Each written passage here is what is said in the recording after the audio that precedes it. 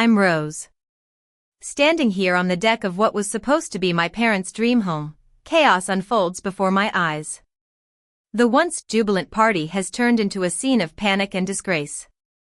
My brother, Ryan, and his wife, Vivian, stand there, their faces pale with terror as I expose their fraud to the shocked crowd. It all started when I, a successful commercial real estate developer in Chicago, decided to do something special for my parents' 30th wedding anniversary. My family has always had a complicated dynamic.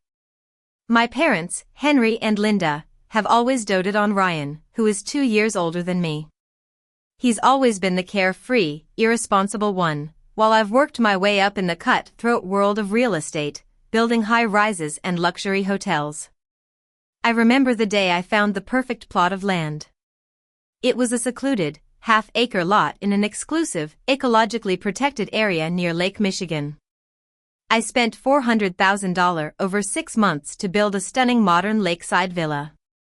It had floor-to-the-ceiling glass windows, heated hardwood floors, and a beautiful wraparound deck overlooking the lake.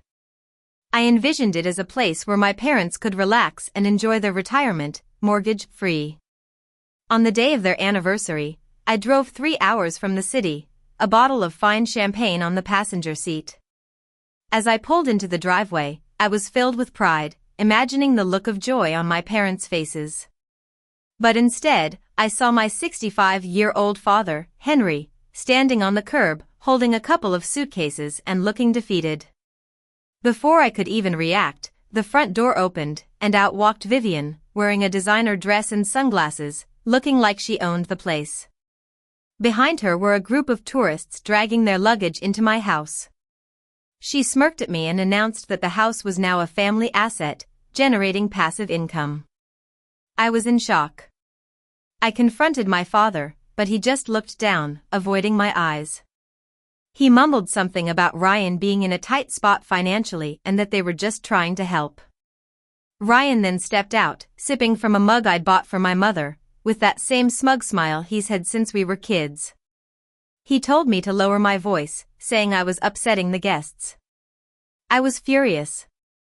I reminded them that I'd spent over a year dealing with local zoning boards, hiring the best architects, and using my own savings to build this house for them.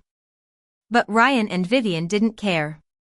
They claimed that the house was too big for my parents to manage, and they had a baby on the way, so they needed to generate income.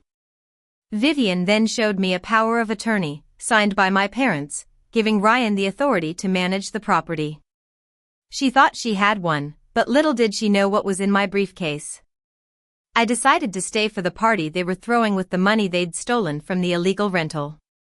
As I walked through the backyard, I saw the fake opulence they'd created.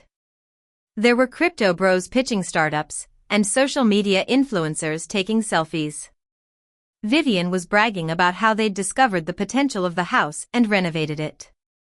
It was infuriating to hear her take credit for my hard work. When it was time for their big speech, I knew it was the moment to expose them.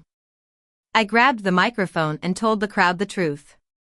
I explained that I'd purchased the property through a limited liability company called Lakeside Retreats LLC, of which I was the sole owner. My parents had no legal right to give it to Ryan, and his power of attorney was worthless. Ryan tried to argue, but I showed the official property deed and the residential occupancy agreement I'd drafted for my parents. It was a life estate, which meant they had the right to live there, but they couldn't rent it out or engage in any commercial activities. Vivian refused to back down. She claimed they had the money and the guests were staying. But I had already set in motion a series of events. My assistant, Lily, had contacted the Homeowners Association, HOA, president, who was furious about the illegal commercial activity in the ecologically protected area. The HOA has strict bylaws, and any unauthorized commercial activity results in a $10,000 per day fine. I also reported the tax fraud to the IRS because Vivian had used her personal social security number to register the rental. As the truth sank in, the investors started to leave. Ryan and Vivian were in a panic. The HOA and the sheriff arrived, and they were cited for criminal trespassing and commercial fraud. A few days later, my parents returned to the house, looking exhausted. I met them at the motel where they'd been staying. I showed them the notice of termination of the life estate. They pleaded with me to fix the situation, but I couldn't.